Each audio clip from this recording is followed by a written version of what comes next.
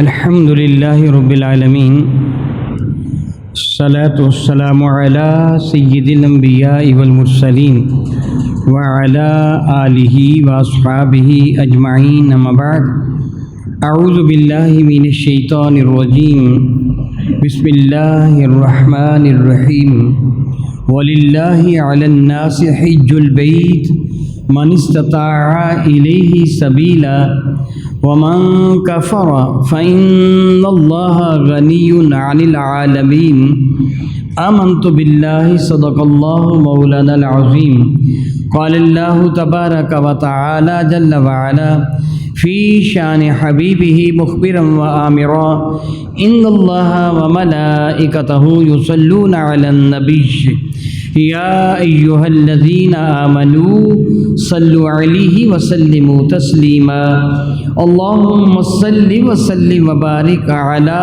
سيدنا ومولانا ونبينا محمد النبي الأمي الكريم وعلى آله وأصحابه أجمعين الصلاة والسلام عليك يا سيدي يا رسول الله وعلى آلك وأصحابك يا سيدي يا حبيب الله الصلاة والسلام عليك يا سيدي يا رحمة للعالمين وعلى آلك وأصحابك يا سيدي يا سيدي يا سيدي يا خاتم النبيين۔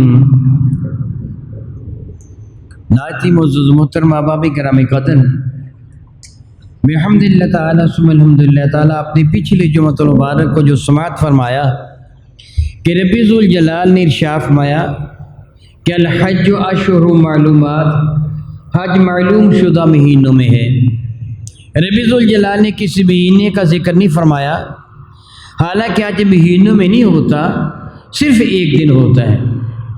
حج کا جو رکن اعظم ہے وہ صرف ایک دن ادا ہوتا ہے، اور میں پچھلی جمعۃ المبارک کو عرض کر چکا ہوں، اور امید ہے کہ آپ کو یاد ہوگا حج بھلا کب ہوتا ہے؟ ذی الحجۃ المکرم کی 9 تاریخ کو سارا دن حج ہوتا ہے؟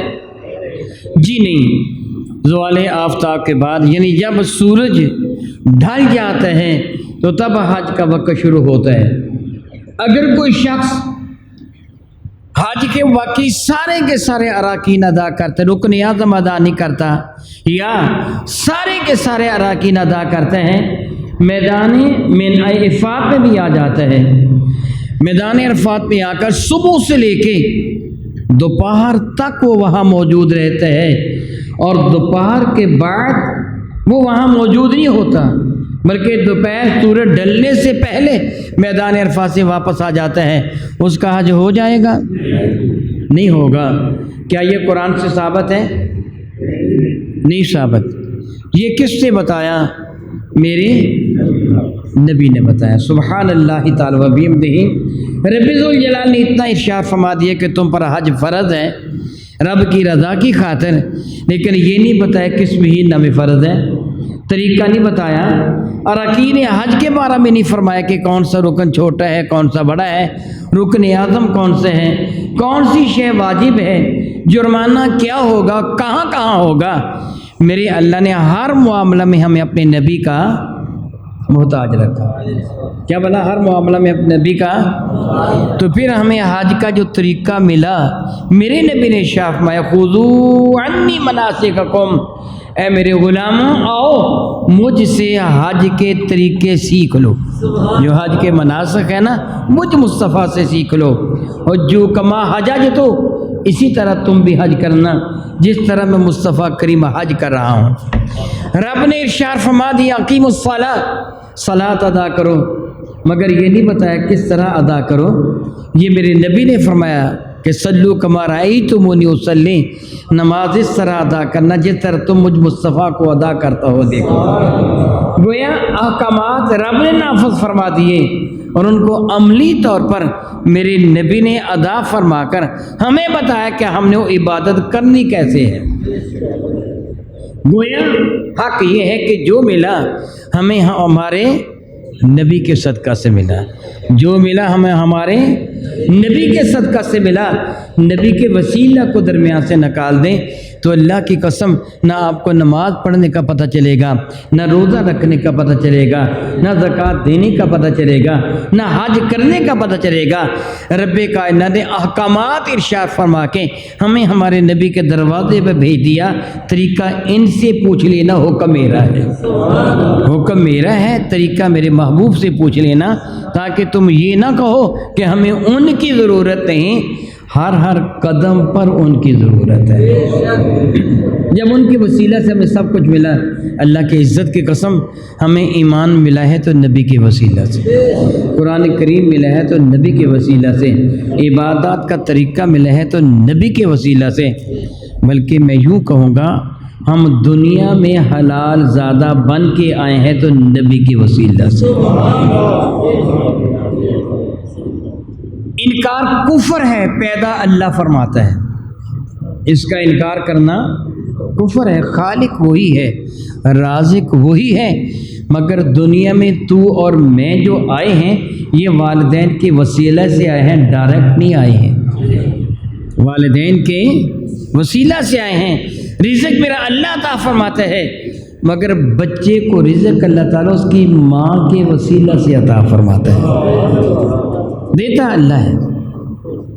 میرے نبی فرماتے ہیں انما القاسم واللہ یعطی، تقسیم میں کرتا ہوں، عطا رب کائنات فرماتا ہے، وہی عطا فرمانے والا ہے، وہی خالق ہے، وہی رازق ہے، مگر عطا وسیلہ سے فرماتا ہے۔ پھر جس کے وسیلہ سے میرا اللہ کو شے عطا فرماتا ہے، اس کی تعظیم و توقیر کا ہمیں کس انداز سے حکم دیتا ہے، آپ بہت اچھی طرح جانتے ہیں۔ یہ حدیث مبارکہ آپ نے کئی مرتبہ سنی اور میں امید رکھتا ہوں کہ آپ کو یاد بھی ہوگی۔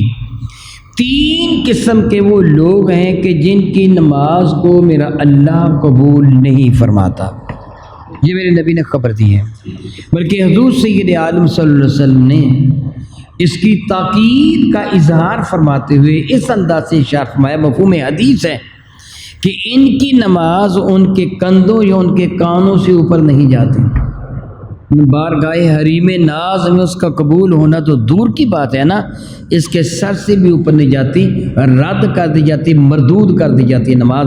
کتنے قسم کے لوگوں کی؟ وہ بھلا کون کون ہیں؟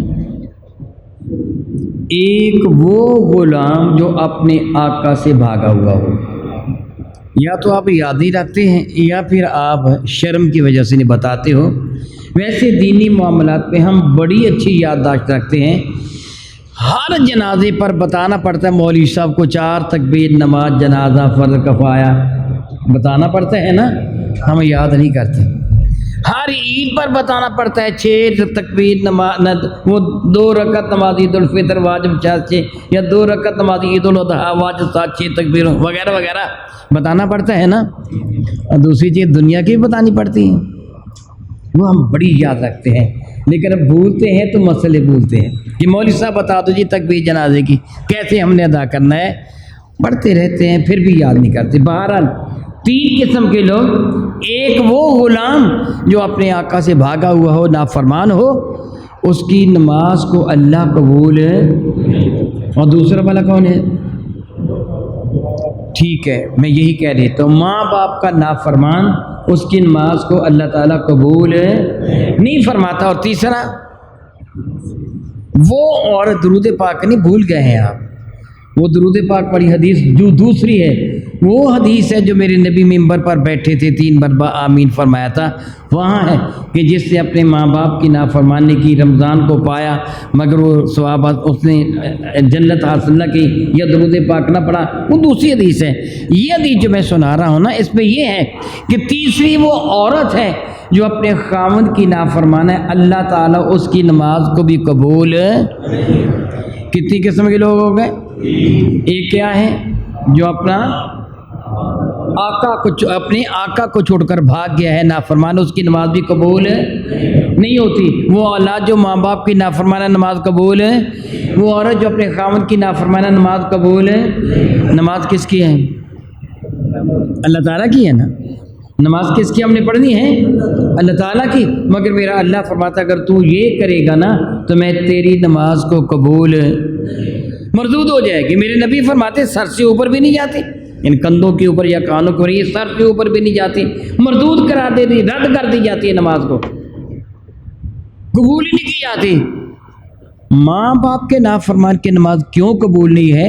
کہ تو دنیا میں آیا ہے تو ماں باپ کے وسیلہ سے آیا ہے. تو دنیا میں آیا ہے تو ماں باپ کے وسیلہ سے آیا ہے. اللہ تعالیٰ نے تیری ماں کا ذکر قرآن پاک میں فرمایا کہ تیری ماں نے ایک طویل عرصہ تجھے اپنے پیٹ میں اٹھائے رکھا، دکھ پر دکھ برداشت کیا، پھر تیری ولادت ہوئی، تجھے خون جگر دودھ کی شکل میں تجھے پلایا. اس لیے اپنے ماں باپ کا شکر ادا کر. وَاشْكُرْ لِي وَلِوَالِدَيْكَ، میرا اللہ فرماتے میرا بھی شکر ادا کر، اپنے ماں باپ کا بھی شکر ادا کر کہ ان کے وسیلہ سے تو کیا بلا دنیا میں آیا. ان کے وسیلہ سے تو پیدا کس سے کیا؟ اللہ نے. وسیلہ کون بنے؟ ماں باپ. جن کے وسیلہ سے تو دنیا میں آیا ہے ان کی تعظیم و توقیر کرنے کا، ان کا شکر ادا کرنے کا حکم تجھے تیرے رب نے دیا ہے. ان کے ساتھ بلائی کا وَبِالْوَالِدَيْنِ إِحْسَانًا وَقَضَىٰ رَبُّكَ أَلَّا تَعْبُدُوا إِلَّا إِيَّاهُ. تیرے رب نے فیصلہ فرمایا کہ اللہ کے سوا کسی کی عبادت تو نہ کرے گا. وَبِالْوَالِدَيْنِ إِحْسَانًا، اس کے بعد ذکر فرمایا اپنے والدین کے ساتھ تو حسن سلوک کرے گا. اتنا زیادہ تاکیدی حکم کیوں دیا تجھے کہ تو دنیا میں آیا ہے تو والدین کے. تیرا باپ میرے نبی فرماتے جنت کا مین گیٹ ہے، چاہے تو اس کو برباد کر دے، چاہے تو اس کو سنبھال لے. میرے نبی نے فرمایا تیری جنت تیری ماں کے قدموں کے نیچے ہے، چاہے تو بچا لے، چاہے تو ضائع کر دیں. یہ درجہ کیوں بڑھا؟ کہ ان کے وسیلہ سے تو دنیا میں آیا ہے. کیا بولا؟ ان کے وسیلہ سے تو دنیا میں آیا ہے. اور پھر تجھے کیا حکم دیا؟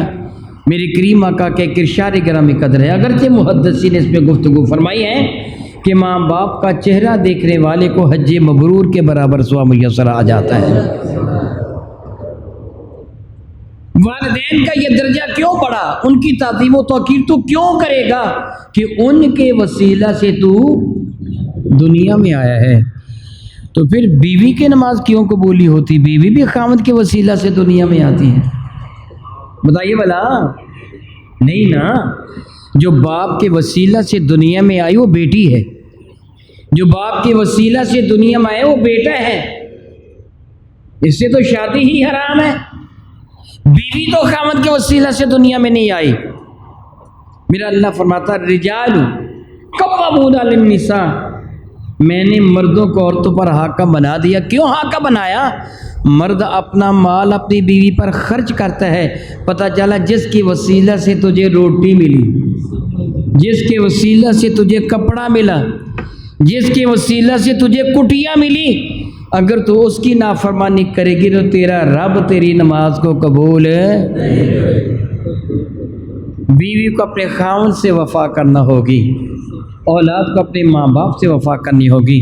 اور جس کی وسیلہ سے تجھے رزق ملا، تیرے ماں باپ نے تیری پرورش کی، میرا رب فرماتا وَقُلْ رَبِّ ارْحَمْهُمَا كَمَا رَبَّيَانِي صَغِيرًا. تو یہ دعا کر اے میں ہمارے رب، اے میرے پروردگار، رب ارحمہما، اے میرے پالنے والے، اے میرے رب میری ماں پر میرے ابا پر اپنی رحمتوں کا نزول فرما. کما جس طرح ربیانی، یہ دونوں رب بنے تھے میرے صغیرہ جب میں چھوٹا ہوا کرتا تھا. تو رب کا معنی کیا ہے؟ پالنے والا، بتدریج اوج کمال تک لے کے جانے والا، تربیت کرنے والا. تو اگر تربیت کرنے والا، تجھے پالنے والا اتنا مرتبہ مقام رکھتا ہے کہ اگر تو اس کو ناراض کرے گا، اگر اس کا شکر تو ادا نہیں کرے گا تو تیری نماز قبول نہیں ہوگی. ذرا سوچ، جس نبی کے وسیلہ سے تجھے سب کچھ ملا ہے، ماں کے وسیلہ سے، ابا کے وسیلہ سے تو دنیا میں آیا. بیوی کو خامد کے وسیلہ سے رزق ملا، رہنے کو گھر ملا، پہننے کو کپڑے ملے، عزت کا محافظ اس کا خامد اس کو مل گیا جو اپنی جان تک قربان کر دیتا، اپنی بیوی کی عزت بچاتا ہوا. یہ تجھے جو ملا رب نے نعمت یہ دی، اس کی قدر کر، اگر تو اس کی نافرمانی کرے تو تیرا رب تیری نماز قبول نہیں کرتا۔ اللہ کی عزت کی قسم، ہمیں تو سب کچھ ملا ہی نبی کے صدقہ سے ہے، تو پھر جس کے دل میں نبی کی قدر نہیں ہے، جس کے دل میں نبی کی محبت نہیں ہے، نبی کی تعظیم و توقیر نہیں ہے، اس کی نماز قبول ہو جائے گی؟ رب فرماتا ہے وَلِلَّهِ عَلَى النَّاسِ حِجُّ الْبَيْتِ، اللہ کی رضا کے لیے بندوں نے حج کرنا ہے۔ حج کرنے کا طریقہ کیا ہے؟ پوچھو میرے مصطفیٰ سے، نہیں بتاؤں گا میں تمہیں کہ طریقہ کیا ہے۔ الحج اشہر معلومات، معلوم شدہ مہینوں میں حج ہیں۔ اللہ اکبر، اللہ میرے نبی نے عمل کر کے دکھایا تھا، میرے نبی نے عمل کر کے دکھایا تھا۔ حج کیا ہے؟ میں دعا کرتا ہوں کہ رب کائنات جل وعلا میرے نبی کے صدقہ سے آپ کو حرمین شریفین کی زیارت کا شرف عطا فرمائے، حج جیسی عظیم سعادت سے آپ کو بہرہ فرمائے۔ میرے نبی نے حج کر کے دکھایا۔ میرے کریم آقا کا خیمہ میدان نمرہ میں تھا۔ کہاں تھا؟ نمرہ میں۔ نمرہ کا کیا معنی ہوتا ہے؟ داغ دھبوں والے پتھر، جس کو پنجابی میں ڈب کھڑبا کہیں یا چین مچینہ کہیں۔ نمرہ کا معنی کیا ہے؟ ڈب کھڑبا یا چین مچینہ۔ ویسے ہم اپنی بیٹیوں کے نام بھی نمرہ رکھتے ہیں نا، تو معنی کیا بنتا ہے؟ ڈب کھڑبی، معنی یہ بن جائے گا نا۔ ویسے اسے ہم کہیں تو ناراض ہو جائے گی، لیکن معنی یہی بنتا ہے۔ چونکہ وہاں داغ دھبوں والے پتھر ہیں، اس لیے اس میدان کو میدان نمرہ کہتے ہیں۔ اس کے دو حصے ہیں، ایک حصہ عرفہ ہے، دوسرا حصہ وادی نمرہ ہے۔ میرے نبی کا خیمہ وادی نمرہ میں تھا، میرے کریم آقا وہیں تشریف فرما تھے۔ رب کائنات کی حضور میں دعا کرتا ہوں کہ اللہ تعالیٰ آپ کو حج کی سعادت سے بہرہ فرمائے۔ آپ وہاں جائیں مسجد نمرہ کے اندر تو آپ کو نظر آئے گا کہ جس طرح یہ آپ کو یہ ستون نظر آتے ہیں نا، مسجد نمرہ میں تھوڑے سے ٹیڑھے ستون لگے ہوئے ہیں، بالکل سیدھے نہیں، ایسے نہیں، یعنی جس کو آپ کنی چیر کہتے ہیں نا، یہ کوتر میں ستون ہے، ادھر سے ادھر ایسے کر کے لگے ہوئے ہیں، ایسے کر کے نہیں، بالکل سیدھے نہیں ہیں، اور ان پر بورڈ لگے ہوئے ہیں، بدائے عرفات اور نہائے عرفات، انگلش میں لکھا ہے اینڈ آف عرفات یا اسٹارٹ عرفات۔ آدھی کے قریب مسجد عرفہ میں ہے، آدھی کے قریب مسجد نمرہ کے اندر ہے۔ جو امام خطبہ دیتا ہے، نماز پڑھانے کے لیے اس کا مصلی بچھایا جاتا ہے، یہ اس کا جو ممبر ہوتا ہے یہ نمرہ کے حصہ میں ہوتا ہے، عرفہ کے حصہ میں نہیں ہوتا۔ میرے نبی بھی نمرہ کے حصہ میں تھے۔ جو بندہ صبح سے لے کے دوپہر تک مسجد عرفات میں بیٹھا رہا، اگلی صفوں پر بیٹھا رہا کہ میں امام کے قریب بیٹھوں گا، اور امام نے خطبہ دیا، نماز پڑھائی، اس کے بعد وہ بندہ وہاں بیٹھا رہا کہ میں یہاں بیٹھ کر ثواب حاصل کروں گا، حج کروں گا، یہاں تک کہ سورج غروب ہو گیا۔ بتائیے اس کا حج ہوا کہ نہیں ہوا؟ جی چپ کر کے، اس کا حج نہیں ہوا۔ اس کا حج کیوں نہیں ہوا؟ مسجد کے اندر بیٹھا ہے کہ وہ اس حصہ میں بیٹھا ہے جو حصہ میدان عرفات کا نہیں ہے، اسے اٹھ کر پچھلی صفوں پہ آ جانا چاہیے، حج ہو جائے گا۔ حج اتنی بڑی پابندی، اتنی بڑی ایک لکیر ہے نا، جو حد ہوتی ہے ایک لکیر ہوتی ہے نا، اس لکیر سے جو ادھر والا ہے، جو قبلہ کی جانب والا ہے، اس لکیر سے اس کا حج نہیں ہوگا، جو پچھلی صف پہ بیٹھا اس کا حج۔ اتنی بڑی پابندی، اتنی بڑی سختی، یہ رب نے تو ذکر نہیں کی، یہ کس نے بتایا؟ میرے نبی نے بتایا۔ یہ کس نے بتایا؟ یہ پابندی میرے نبی نے لگائی کہ تمہیں، میرے نبی نے ایسے ہی عمل کیا تھا، تمہیں ایسے ہی کرنا ہوگا۔ خذوا عنی مناسککم، مجھ سے سیکھو حج کے مناسک کیا ہیں۔ میرے نبی نمرہ کے اس حصہ میں تشریف فرما ہوئے تھے اور نماز ظہر ادا فرمائی، نماز عصر ادا فرمائی، دونوں نمازیں اکٹھی کر دیں۔ ظہر کی نماز کب ادا فرمائی؟ جب سورج ڈالا، یعنی ظہر کا وقت شروع ہوتے ہی نماز ظہر ادا فرمائی۔ جو خطبہ ارشاد میں وہ پہلے ارشاد فرما نماز ظہر ادا فرما دی اور اسی وقت نماز عصر بھی ادا فرما دی. وقت کون سا تھا؟ میرا اللہ ارشاد فرماتا ہے ان الصلاۃ کانت علی المؤمنین کتابا موقوتا. ان الصلاۃ علی المؤمنین، بے شک نماز ایمان والوں پر فرض کی گئی ہے، کتاباً فرض کی گئی ہے، موقوتا مقرر شدہ وقت کے اندر فرض ہے. آپ کا جی چاہے کہ آج میں آیا ہوا ہوں اتفاق سے مسجد میں نماز عصر مغرب عشاء ساری ابھی پڑھ کے چلا جاؤں گا، میرے پاس بعد میں وقت نہیں ہوگا، آپ کی نماز ہو جائے گی؟ نماز فرض کب ہوتی ہے؟ جب وقت ہے. الحمدللہ تعالی ہم پر اس وقت تک نماز عصر پڑھنا فرض نہیں ہوا. ویسے فرض ہے لیکن ہم پر خدا نخواستہ کسی کی موت واقع ہو جائے تو اللہ سوال نہیں فرمائے گا تو نے نماز عصر کیوں نہیں پڑھی. کیوں نہیں فرمائے گا؟ کہ نماز عصر پڑھنے کا وقت ہی نہیں ہوا. جب وقت ہی نہیں ہوا تو فرض ہی نہیں ہوئی. تو میرے نبی نے ظہر کے وقت پہ ہی نماز عصر ادا فرما لی اور قیامت تک کے لیے یہی قانون بنا دیا. جو مسجد نمرہ میں ہوگا وہ نماز ظہر کے وقت ہی نماز عصر ادا کرے گا، اس دن اس کا وقت ہی یہ ہے. لیکن جو اپنے خیموں میں ہوں گے وہ اپنے وقت پر نماز ادا کریں، ظہر کے وقت ظہر کی ادا کریں، عصر کے وقت عصر کی ادا کریں. مگر جو مسجد نمرہ میں ہوگا امام کی اقتداء میں نماز ادا کرے گا، وہ دونوں نمازوں کو اکٹھا کرے گا. میرے نبی نے ایسے کیوں فرمایا تھا؟ اب میں آپ سے پھر سوال کرتا ہوں تاکہ مجھے پتہ چل جائے آپ کو اچھی طرح سمجھ آ گئی ہے. زوال آفتاب سورج کے ڈھلنے سے پہلے حج نہیں ہوتا. سورج کے ڈھلنے سے پہلے حج نہیں ہوتا. نماز سورج کے ڈھلنے کے بعد پڑھی جاتی ہے. میرے نبی نے نماز پڑھنے کے بعد نمرہ کا علاقہ چھوڑ کر عرفہ کے علاقہ میں شاید داخل ہو گئے تھے. حضور وہاں داخل ہو گئے تھے اور میرے نبی نے کیا کیا تھا؟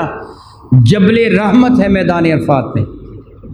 عرفات عرفہ سے ہے جس کا معنی پہچاننا بھی ہوتا ہے. حضرت آدم و حوا علیہ السلام کی ملاقات اس پہاڑ پر ہوئی تھی جس کا نام جبل رحمت ہے. اس کے اوپر ایک پلر ستون بنا ہوا نظر آتا ہے. کہا جاتا ہے کہ یہاں آدم و حوا علیہ السلام کی ملاقات ہوئی تھی. رب کائنات ان کی توبہ کی قبولیت کا اعلان فرمایا تھا. حقیقت سے میرا اللہ واقف ہے اور اللہ کے بتانے سے میرے نبی بھی واقف ہیں. البتہ جو میں کہنا چاہتا تھا وہ یہ کہ میرے نبی اس وقت وہاں مسجد نہیں تھی.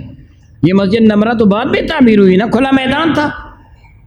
وہاں کوئی نشانیاں نہیں لگائی گئی تھی، دیوار نہیں بنی ہوئی تھی، بورڈز نہیں لگے ہوئے تھے. مگر میرے نبی جانتے تھے کہ کون سا حصہ عرفہ ہے اور کون سا حصہ عرفہ سے باہر ہے. میرے نبی عرفہ کے حصہ پہ داخل ہوئے، اتنے داخل ہوئے کہ اس پہاڑ جس کو جبل رحمت کہتے ہیں اس کی جڑ میں آ کے کھڑے ہو گئے. شدت کی دھوپ تھی، سورج آگ اگ رہا تھا. میدان مینا میں آج درخت نظر آتے ہیں، اس زمانہ میں کوئی درخت نہیں تھا. تیز گرم ہوا چل رہی تھی، کوئلوں کی طرح تپتی ہوئی ریت اور پتھر تھے. میرے نبی کی آتے قریب آتے سر انور پر عموماً عمامہ شریف رکھتے تھے. عموماً تو جو آدمی اپنا سر ڈھانپ کے رکھتا ہو نا، آپ کسی سے پوچھیں، مجھے نہ پوچھئے، بے شک کسی اور سے پوچھ لیجئے جس کی عادت ہمیشہ سر ڈھانپ کے رکھنے کی ہے کہ سر ننگا کر کے چلنا اس کے لیے کتنا مشکل ہوتا ہے. کتنا مشکل ہوتا ہے. میرے نبی تو ہمیشہ سر کو ڈھانپے رکھتے تھے. عموماً، ہمیشہ سے مراد عموماً سر کو ڈھانپ کے رکھتے تھے. لیکن میدان عرفات میں میرے نبی کے سر مقدس پر عمامہ شریف احرام باندھا ہوا تھا، ننگے سر تھے. میرے نبی دھوپ میں کھڑے ہو کر اپنی امت کے لیے رو رو کر دعائیں مانگ رہے تھے. میرے نبی نے 2 نمازیں اکٹھی اس لیے کی تھی کہ دعا مانگنے کے لیے زیادہ وقت مل جائے گا. میرے نبی وہاں کھڑے ہو کر غروب آفتاب تک مسلسل اپنی امت کے لیے دعائیں مانگتے رہے، مسلسل دعائیں مانگتے رہے. میں اللہ تعالیٰ سے معافی مانگتا ہوں، کہتا ہوں ہم حج کرنے کے لیے جاتے ہیں مگر پتہ نہیں ہوتا کہ کہاں کیا کرنا، کہاں کیا نہیں کرنا ہے. میں پہلی مرتبہ جب حج کے لیے حاضر ہوا تو میرے ساتھ میرے اس گاؤں کے دوست تھے. مشاہد اب بھی جمعہ پڑھنے کے لیے تشریف لائے ہوں گے. میرے گاؤں کے دوست ہیں جو جدہ میں رہتے تھے، میں نے ان کے ساتھ حج کیا تھا۔ میدان عرفات میں مسجد نمرہ کے اندر ہم گئے تھے۔ جب میں نے پہلی بات کیا مسجد نمرہ شریفہ کے اندر گئے تھے، میرے وہ دوست جو 19-20 سال سے وہاں رہتے تھے، اس وقت جب میں نے پہلا حج کیا، میں اس وقت کی بات کر رہا ہوں، اس وقت تک ان کو وہاں رہتے ہوئے بقول ان کے 18-19 سال ہو گئے تھے، اور ہر سال وہ حج کے لیے جاتے تھے۔ پہلے سال میرے ساتھ انہوں نے حج کیا تھا، تو بحمد اللہ تعالیٰ ثم الحمد للہ تعالیٰ ان کا یہ جملہ تھا حج کے بعد کہ شاہ جی ہم 19 سال سے پھر میلہ ہی دیکھتے رہے ہیں، حج پہلے سال کیا ہے۔ 19 سال تک ہم آتے تھے مگر ہم میلہ ہی دیکھا کرتے تھے، پتہ نہیں تھا حج کیسے کیا کرنا ہے۔ افسوس، سب افسوس ہے، ہم بہت سارے پیسے بھی خرچ کرتے ہیں، وقت بھی صرف کرتے ہیں، مشقت بھی کرتے ہیں، مگر حج کا پورا طریقہ سیکھتے نہیں ہیں۔ میرے وہ دوست جو 18, 19 یا 20 سال سے حج کر رہے تھے، ان کا یہ کہنا تھا وہ اپنے ساتھ کھانے پینے کی اشیاء لے کے گئے تھے، جوس کے ڈبے، لسی کے ڈبے، دودھ کے ڈبے، پھل فروٹ وغیرہ، معلوم نہیں کھانے پینے کی کیا کیا اشیاء لے کے گئے تھے، اور ایسے ہی کرتے ہیں۔ مسجد نمرہ شریفہ میں دعا کرتا ہوں رب کائنات جل وعلا میرے نبی کے صدقہ سے آپ سب کو حج کی سعادت عطا فرمائے، اور آپ مسجد نمرہ میں بھی جائیں، ایک عزت کی بات ہے، اچھی بات ہے۔ مسجد نمرہ میں نماز سے پہلے تک وہ مسجد ہی محسوس ہوتی ہے، جب تک امام نماز نہیں پڑھاتا نا وہ مسجد ہی محسوس ہوتی ہے کہ لوگ صفوں میں بیٹھے ہوتے ہیں، ذکر و اذکار کر رہے ہوتے ہیں، لیکن جب وہ امام نماز ظہر کے بعد نماز عصر کی 2 رکعتیں پڑھا کر سلام پھیر دیتا ہے، پھر اس کی حالت بدل جاتی ہے، لوگ خوشی سے اٹھ کے کھڑے ہو جاتے ہیں، ایک دوسرے کے گلے ملتے ہیں، مبارک ہو مبارک ہو مبارک ہو، حج مبارک حج مبارک حج مبارک، کھانا پینا شروع کر دیتے ہیں، ٹولیوں کی شکل میں بیٹھ جاتے ہیں۔ پھر وہ ایک انجوائے کا میدان نظر آتا ہے کہ جگہ جگہ وہ کوڑے کرکٹ کے ڈھیر لگ جاتے ہیں، وہ کھا پی کر پھینکنا شروع کر دیتے ہیں، پھر وہ مسجد کی حالت ہی بدل جاتی ہے۔ جب اس دن بھی جب میں وہاں حاضر تھا، امام صاحب نے سلام پھیرا، سلام پھیرتے جس طرح ہم عید کے دن امام کا خطبہ ختم ہونے کے بعد کھڑے ہو جاتے ہیں اور گلے ملتے ہیں، ایک دوسرے کو مبارکباد عید کی دیتے ہیں، میرے ساتھیوں نے بھی وہ جب ان کا یہ دعا مکمل ہوئی جو کچھ بھی ہوا گلے ملے، مبارک ہو حج کی مبارک ہو۔ میں نے ان کو بتایا حج تو شروع ہی اب ہوا ہے، پہلے تو حج ہوا ہی نہیں ہے، مبارک کس بات کی دے رہے ہو؟ جو حج پڑھا نہیں ابھی ہم نے، کب حج پڑھا ہے؟ وہ خطبہ پڑھا ہے امام نے، حج نہیں پڑھا، حج پڑھا نہیں جاتا، کیا جاتا ہے۔ حج نام ہے میدان عرفات میں رب کی رضا کے لیے ٹھہرنا، حج کی نیت سے، یہ حج ہے۔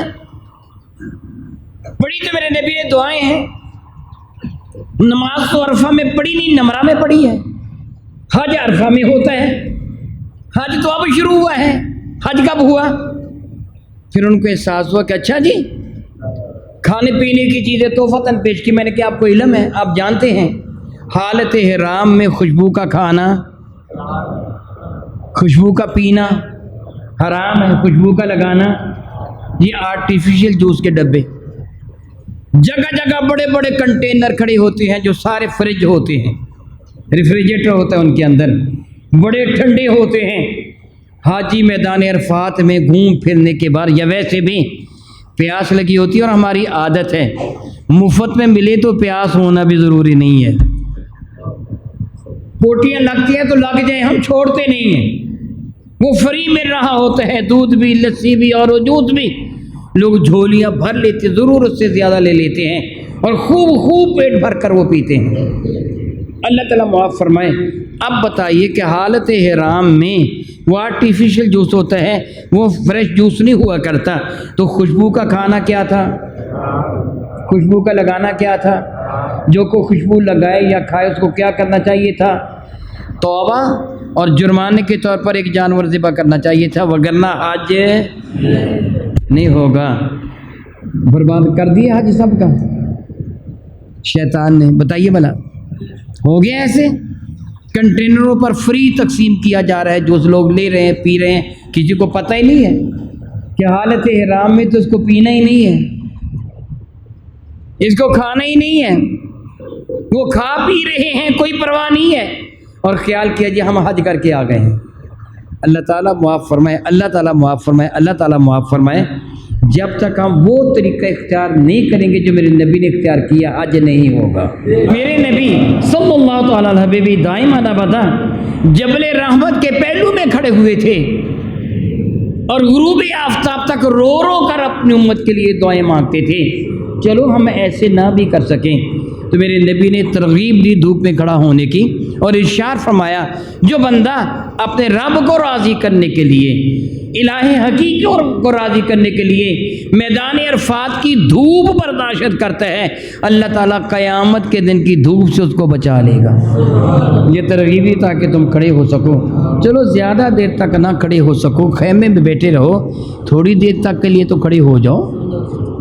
اگرچہ حج ہو جاتا ہے بیٹھنے والے کا بھی، میں یہ نہیں کہتا وہاں حاضر ہونا ضروری ہے، جو بیمار ہوتے ہیں ان کو ایمبولینس پہ ڈھال کر وہاں لے آ جاتا ہے کہ وہاں ٹھہرنا ضروری ہے میدان عرفات میں، باقی چیزیں وہ جدا بات ہیں۔ ایک آدمی دھوپ میں کھڑا نہیں ہوا جو اس کا بھی ہو جائے گا، لیکن میرے نبی دھوپ میں کھڑے ہوئے تھے، تھوڑی دیر دھوپ میں کھڑے ہو جانا میرے نبی کی مبارک و سنت ہے، قیامت کے دن کی دھوپ سے بچنے کا ایک اعلیٰ ذریعہ بھی ہے۔ حج کی ان پابندیوں کو اپنانا ہوگا، میرے کریم آقا نے ایسے ہی کیا تھا۔ تو میں آپ کو یہ کہہ رہا تھا، یہ ساری باتیں کس کے ذریعے سے ہمیں پتہ چلا؟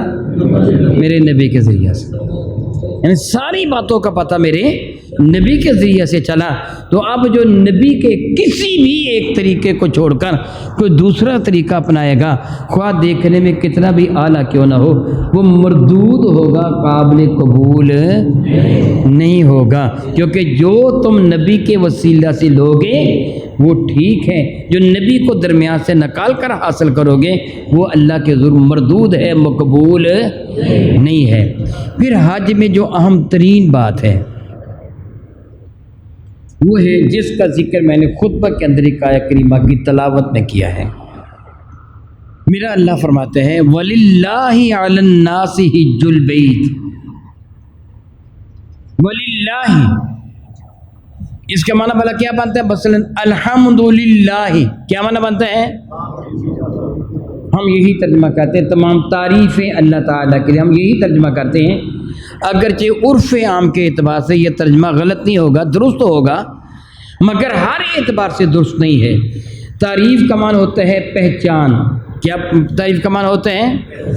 کسی کی پہچان اچھی ہو تو اس کی وہ تعریف ہے، کسی کی پہچان بری ہو تو اس کی وہ تعریف ہے۔ کوئی ڈاکو کے نام سے مشہور ہے، کوئی شریف النفس کے نام سے مشہور ہے۔ تعریف کا لفظی معنی تو اس کی صفت، خواہ صفت اچھی ہو خواہ صفت بری ہو۔ اس لیے الحمدللہ کا بہترین معنی یہ کہ ساری خوبیاں اللہ تعالیٰ کے لیے ہیں۔ کیا معنی ہے؟ ساری خوبیاں اللہ تعالیٰ کے لیے۔ للہ کا معنی کیا ہوا؟ اللہ تعالیٰ کے لیے۔ للہ کا معنی کیا ہوا؟ للہ کا معنی کیا ہو؟ سارے بتا دو۔ تو رب کریم نے نماز کا ذکر فرماتے ہوئے اقیم الصلاۃ، زکوٰۃ کا ذکر فرماتے ہوئے آتوا الزکاۃ، روزوں کا ذکر فرماتے ہوئے کتب علیکم الصیام۔ اراکین اسلام 5 ہیں نا، کون کون سے ہیں بھلا؟ کلمہ طیبہ، اور دوسری کیا ہے؟ نماز، تیسری کیا ہے؟ جو بھی کہہ لیں، چلو حج کہہ لیں، زکوٰۃ کہہ لیں، روزی کہہ لیں، کل 5 ہے نا۔ کلمہ طیبہ ہے، نماز ہے، روزی ہے، زکوٰۃ ہے، حج ہے، کل یہ ہے نا، 5 ہیں۔ کلمہ طیبہ تو اس کے سوا ایمان ہے ہی نہیں، باقی 4 رہ گئے۔ 3 کا ذکر کرتے ہوئے اللہ تعالیٰ نے یہ نہیں کہا وللہ، اللہ کو راضی کرنے کے لیے، حالانکہ جو عمل اللہ کو راضی کرنے کے لیے نہیں ہے وہ مردود ہے، وہ ابھی بات نہیں عرض کروں گا۔ نماز پڑھنی اگرچہ اللہ کو راضی کرنے کے لیے، لیکن یہ نہیں، اللہ فرمایا وَلِلَّهِ أَقِيمُوا الصَّلَاةَ وَلِلَّهِ آتُوا الزَّكَاةَ وَلِلَّهِ كُتِبَ عَلَيْكُمُ الصِّيَامُ۔ اللہ نے یہ نہیں فرمایا، لیکن حج کا ذکر فرمایا تو پہلے فرمایا وَلِلَّهِ عَلَى النَّاسِ، اللہ کو راضی کرنے کے لیے بندوں پر ہے حج کرنا فرض۔ حج کرنا فرض بعد میں، اللہ کو راضی کرنے کے لیے پہلے پتہ چلا کہ جب تو حج کا ارادہ کرے تب ہی سے اپنے رب کی رضا پیش نظر رکھ. میرا اللہ میرا بھی خالق ہے، آپ کا بھی خالق ہے، وہ میری عادت سے واقف ہے، آپ کی عادت سے واقف ہے. میرا اللہ جانتا ہے کہ ان بندوں کی عادت کیا ہوگی. میں اس کی مثال دے کے آپ کو سمجھاتا ہوں. میں اپنا نام لیتا ہوں، میرا نام محمد سعید الحسن ہے. کوئی بندہ، میں کسی عام آدمی کی بات کرتا ہوں اپنا نام لینے کے بعد، کوئی بندہ اللہ تعالیٰ کی رحمت کے ساتھ 5 وقت بعد جماعت نماز ادا کرتا ہو، اللہ کی عطا فرمودہ توفیق و ہمت سے نماز تہجد بھی پڑھتا ہو، اللہ نے اسے نماز اشراق کی بھی توفیق عطا فرمائی. کتنی نمازیں ہو گئیں؟ ایک دن میں 7 نمازیں، اور وہ نمازیں اوابین بھی پڑھ لیتے ہیں، کبھی کبھی 8 نمازیں پڑھ لیتا ہے، اور اس کی عمر 40 50 60 70 سال ہو گئی. نمازیں پڑھتے 30 40 50 سال بیت گئے. آپ اس سے نام پوچھے تیرا نام کیا ہے تو بتائے گا فلاں، مثلا محمد سعید. مجھ سے پوچھے محمد سعید الحسن بتاؤں گا. آپ سے نام پوچھے تو آپ اپنا نام بتا دیں گے نا جی. کتنا عرصہ نمازیں پڑھی؟ 40 50 سال نمازیں پڑھی، مگر نام بتاتے ہو حج نمازی فلاں تو نہیں کہا. ایک حج کیا وہ کو معلوم نہیں صحیح کیا کہ غلط کیا، پتہ ہی نہیں. پابندی کی ہی نہیں، پتہ ہی نہیں کرنا کیا ہے کیا نہیں کرنا ہے. میں اللہ سے معافی مانگتا ہوں، اللہ تعالیٰ سب کا حج قبول فرمانے پہ قادر ہے. محتاج میں ہوں، اللہ نہیں. وہ چاہے کسی کا قبول فرما لے. وہاں دھوپ سے بچنے کے لیے حاجی اپنے سر پر احرام لے لیتے ہیں. بتایا بابا جی احرام اتار، سر سے سر ننگا کر لو. حاجی دھوپ لگ رہی ہے، بابا جی سر نہیں ڈھانپنا. اچھا چل میں ننگا کر لیتا ہوں. ٹھیک ہے، پرواہ نہیں ہے. پتہ نہیں حج ہوا کہ نہیں ہوا، مگر نام پوچھے نام کیا ہے؟ حاجی محمد سعید. کبھی نمازی محمد سعید بھی کہا ہے جی؟ نہیں کہا. میرا اللہ جانتا ہے کہ میرے بندوں کی عادت کیا ہے. فرمایا حج مجھے راضی کرنے کے لیے کرنا ہے، اپنے نام کے ساتھ لائقہ لگانے کے لیے نہیں. نماز کے لیے لائقہ نہیں لگاتے، زکوٰۃ کے لیے یہ نہیں کہتے جی زکوٰۃ دینے والا فلاں، روزہ رکھنے والا فلاں، نمازی فلاں. لیکن حج کے لیے کہہ دیتے، عمرہ کر کے بھی حج لگوا لیتے ہیں. حاجی فلاں حاجی فلاں حاجی فلاں حاجی فلاں، ایسے ہوتے ہیں نا. میرا اپنے وللہ علی الناس، مجھے راضی کرنے کے لیے کرنا ہے، تم نے اپنی عزت بنانے کے لیے نہیں. وقت کی کمی ہے، مگر ایک حدیث سے بارکہ میں آپ کو عرض کروں گا، مفہوم سناؤں گا، ترجمانی مفہوم. تقدم و تاخر کی پابندی کیے بغیر میں آپ کو مفہوم سناؤں گا، کیونکہ میں آپ کو سمجھانا چاہتا ہوں. میرے کریم کا ایک ارشاد گرامی قدر ہے کہ قیامت کے دن اللہ کے دربار میں 3 بندوں کو پیش کیا جائے گا. میں نے کہا میں تقدم و تاخر کی پابندی نہیں کروں گا، کیونکہ میں آپ کو کچھ سمجھانا چاہتا ہوں.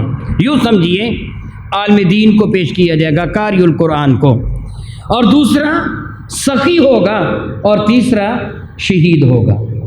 کتنے بندے ہیں؟ پہلا کون ہے؟ یہ میں نے کہا کہ میں تقدم و تاخر کی پابندی نہیں کر رہا، کیونکہ میں نے آپ کو سمجھانا ہے، اس لیے میں اس کی پابندی نہیں کر رہا. پہلا کیا ہے؟ عالم دین. دوسرا کس کا ذکر کیا میں نے؟ سخی کا. اور تیسرا کافروں سے جنگ کرتے ہوئے قتل ہو جانے والا شہید. پہلا عالم دین ہے، اور عالم دین کی فضیلت کتنی زیادہ ہے.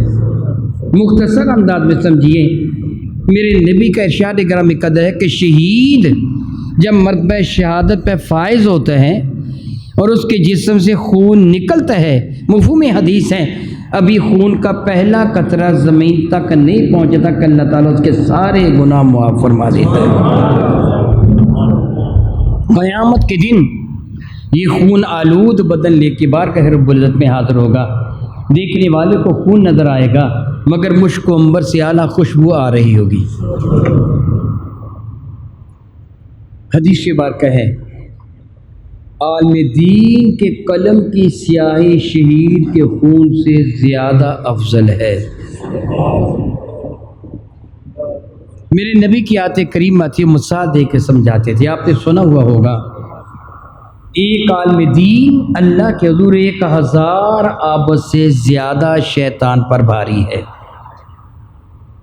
1000 عابد کا وہ درجہ نہیں جو ایک عالم دین کا درجہ ہے۔ عالم کا درجہ کیوں ہے؟ میں کہہ رہا تھا میرے نبی کی آیت کریمہ تھی کہ سمجھاتے تھے مثال دے کر۔ میں آپ کو مثال دوں گا، جو میرے نبی نے مثال ارشاد فرمائی ہے نا، میں اس کا مفہوم ذکر کروں گا۔ اس زمانہ میں کشتیاں تھیں، آج جہاز ہیں، بحری جہاز ہیں، اس لیے میں بحری جہاز کی مثال دوں گا۔ میرے نبی نے بحری جہاز کی مثال نہیں دی، کشتی کی مثال دی تھی، مگر میں نے جو کہا نا میں آپ کو سمجھانے کے لیے اس کا مفہوم عرض کروں گا، ترجمہ عرض کروں گا۔ 2 بندے ہیں، میں آپ کو سمجھانے کے لیے پیش کر رہا ہوں یہ مثال۔ 2 بندے ہیں، ایک بڑا ایکسپرٹ تیراک ہے، تیرنا جانتا ہے، اور وہ شدید موجوں کی حالت میں بھی، جب دریا میں شدید موجیں اٹھ رہی ہوتی، تلاطم بپا ہوتا ہے، اتنا ماہر وہ تیراک ہے کہ وہ تیر کر دریا پار کر لیتا ہے۔ اور دوسرا ہے جسے تیرنا نہیں آتا مگر بحری جہاز کا کپتان ہے۔ میرے نبی نے کشتی کا ملاح فرمایا تھا، ناخدا جسے کہتے ہو، وہ کشتی کا ملاح ہے مگر اسے تیرنا نہیں آتا۔ دونوں دریا کے کنارے پر کھڑے ہیں، ایک کو تیرنا آتا ہے، بڑا مشاق ہے، بڑا ماہر ہے تیراک، اور دوسرا تیرنا تو نہیں جانتا، البتہ کشتی چلانا یا بحری جہاز چلانا جانتا ہے۔ وہ اپنا بحری جہاز لیے کنارے پر کھڑا ہے، اور یہ تیرنے والا یہ بھی کنارے پر کھڑا ہے، دونوں نے دریا کو پار کرنا ہے۔ تیرنے والے نے پرواہ نہیں کی اس کے جہاز کی، چھلانگ لگائی دریا میں تلاطم بپا تھا، وہ تیرتا ہوا دوسرے کنارے پر نکل گیا۔ یہ جو تیرنا نہیں جانتا تھا مگر جہاز ران تھا، یہ کشتی بان تھا، ناخدا تھا، کپتان تھا جہاز کا، یہ کھڑا ہے۔ اب لوگ آ رہے ہیں، جہاز میں بیٹھ رہے ہیں، 1000 بندہ جہاز میں بیٹھ گیا، اسے تیرنا نہیں آتا۔ جب 1000 بندہ جہاز میں بیٹھ گیا، یہ آگے بڑھا، جہاز کس سے کمان کی، اس کو آپریٹ کیا، دوسرے کنارے تک لے گیا، وہ 1000 بندہ دریا پار کر گیا۔ آپ بتائیے افضل کون ہے؟ جی جی جی دیکھیے آپ تصوف میں ہیں، کوئی کہہ رہا ہے جو پہلے خود گیا وہ افضل ہے، کوئی کہہ رہا ہے جو بعد میں گیا۔ جو پہلے خود گیا اس نے 1 کی جان بچائی ہے، اس سے 1000 کی جان بچائی ہے۔ اب بتائیے افضل کون ہے؟ 1000 کی جان بچانے والا۔ میرے نبی نے یہی مثال دی کہ وہ عابد و زاہد صرف اپنی بخشش کرواتا ہے، عالم دین لاکھوں کی بخشش کرواتا ہے، اس لیے اس کا درجہ زیادہ ہے۔ اس لیے عالم دین کا سونا بھی عبادت ہے کہ جب وہ اٹھے گا تو لوگوں کو نصیحت کرے گا، لوگوں کو واعظ کہے گا، لوگوں کو اللہ اور اس کے رسول کی جانب بلائے گا۔ اس لیے اس کا سونا بھی عبادت ہے، اس کا جاگنا بھی عبادت ہے۔ اس کے جاگنے سے زیادہ اس کا سونا عبادت ہے۔ وہ جاگتا ہے صرف اپنی ذات کے لیے، یہ سوتا ہے زمانے کے لیے۔ اب دیکھیے عالم دین کا مرتبہ کتنا بڑا ہے۔ میں نے ایک مثال دے کے آپ کو سمجھا دی۔ وہ عالم دین آئے گا، میرا اللہ اسے ارشاد فرمائے گا، اوے بتا میں نے تجھے اپنی نعمتوں سے نوازا تھا، نعمتیں عطا فرمائی تھیں، تو نے ان کا حق کیا ادا کیا ہے۔ آپ جانتے ہیں اللہ تعالیٰ کی نعمتیں کئی مرتبہ میں ذکر کر چکا ہوں کہ گننا چاہو تو ناممکن ہے، نہیں گنا جا سکتا۔ ان تعدوا نعمت اللہ لا تحصوها، اللہ اس کے سامنے بعض نعمتوں کا ذکر کرے گا۔ وہ بندہ کہے گا مولا تعالیٰ میں نے حق ادا کرنے کی پوری کوشش کی، میں نے تیرے دین متین کو سیکھا اور پوری زندگی میں دنیا کو تیری طرف بلاتا رہا۔ ومن احسن قولا ممن دعا الی اللہ، اس سے بڑھ کر کس کی بات اعلیٰ ہے جو لوگوں کو اللہ کی جانب بلاتا ہے۔ وہ کہے گا مولا میں نے زندگی کھپا دی تیری رضا کی خاطر لوگوں کو بلاتے ہوئے۔ میرے نبی فرماتے ربی کریم فرمائے گا تو جھوٹ بولتا ہے، تو صرف اس لیے تقریریں کرتا تھا دنیا کمانے کے لیے، تو لوگ کہیں گے بڑی لچھے دار تقریر کرتا ہے، بڑا اعلیٰ آدمی ہے، بہت بڑا عالم ہے، خطیب ہے، تو اپنی تعریف کی خاطر تو تقریریں کرتا تھا، مجھے راضی کرنے کے لیے نہیں۔ جو تو چاہتا تھا دنیا میں تجھے مل گیا، اب میرے حضور تیرے لیے کچھ بھی نہیں ہے، فرشتوں پکڑو اس بدبخت کو اور جہنم میں ڈال دو۔ اس عالم دین کو جہنم میں ڈال دیا جائے گا، اللہ یعوذ باللہ تعالیٰ۔ میں توبہ کرتا ہوں رب کائنات کی حضور، میں کسی پر الزام نہیں لگاتا۔ یاد رکھیے یاد رکھیے یاد رکھیے، آج ٹرینڈ چل پڑا ہے، نعت خوان کو پیسے نہیں دو گے وہ نعت نہیں پڑھے گا، قاری صاحب کو پیسے نہیں دو گے تمہیں قرآن نہیں سنائے گا، عالم دین کو پیسے نہیں دو گے تمہیں مسئلے نہیں بتائے گا۔ میرے نبی فرماتے جس سے دنیا کمانے کے لیے علم دین سیکھا جنت پہ جانا تو درکنار، وہ جنت کی خوشبو بھی نہیں سونگے گا۔ اتنا بڑا جرم ہے دین متین کو بیچنا، اور آج کیا ہو رہا ہے بتانے کی ضرورت نہیں ہے۔ بہرحال میں کہہ رہا تھا وہ ریاکار رب کائنات اس کی عبادت کو مردود کرا دے گا، اور اس کے بعد اس کو پیش کیا جائے گا، اس کے بعد نہیں، یا دوسرا بندہ یوں کہیے وہ ہوگا کہ جو سخی تھا رب کائنات اس کے سامنے اپنی نعمتوں کا ذکر فرمائے گا، بتا میں نے تو یہ نعمتیں دی تھیں، کیا تو نے اس کا شکر ادا کیا؟ وہ کہے گا مولا تعالیٰ میں نے مال و دولت کو پانی کی طرح بہایا، غریبوں کو دیا، کتنی بیوائیں تھیں میں جن کا سرپرست تھا، کتنے یتیم تھے جن کے سر پر میں نے ہاتھ رکھا، اتنی مسجدیں بنا دیں، اتنے مدرسے بنا دیے، اتنے لنگر چلوا دیے، وغیرہ وغیرہ۔ ورز کرے گا رب کائنات اس کی گفتگو مکمل ہونے کے بعد فرمائے گا تو جھوٹا ہے، یہ سب کام تو نے مجھے راضی کرنے کے لیے نہیں کیا، اپنے نام آوری کے لیے کیے ہے۔ لوگ کہیں گے بڑا سخی ہے، بڑا داتا ہے، تو نے اس لیے کیا جو تو نے تمنا کی تھی وہ دنیا میں تجھے مل گیا، تجھے سخی کہا جا چکا، تیری تعظیم و توقیر بلند ہو گئی، تو یہی چاہتا تھا، اب تجھے وہ مل گیا، اب میرے حضور تیرے لیے کچھ نہیں، فرشتوں پکڑو اس بدبخت کو بھی جہنم میں ڈال دو۔ پھر وہ بھی پیش ہوگا جو شہید ہے۔ میرا اللہ کیا فرماتا ہے وَلَا تَقُولُوا لِمَن يُقْتَلُ فِي سَبِيلِ اللَّهِ أَمْوَاتٌ، تو جگہ فرمایا وَلَا تَحْسَبَنَّ الَّذِينَ قُتِلُوا فِي سَبِيلِ اللَّهِ أَمْوَاتًا، نہ کہو بلکہ گمان بھی نہ کرو کہ وہ مردہ ہیں، وہ زندہ ہیں، عند ربهم يرزقون، ان کو تو رب کے ذریعے رزق بھی دیا جاتا ہے، شہید کا مرتبہ بہت بلند و بالا ہے، یہ بھی پیش کیا جائے گا۔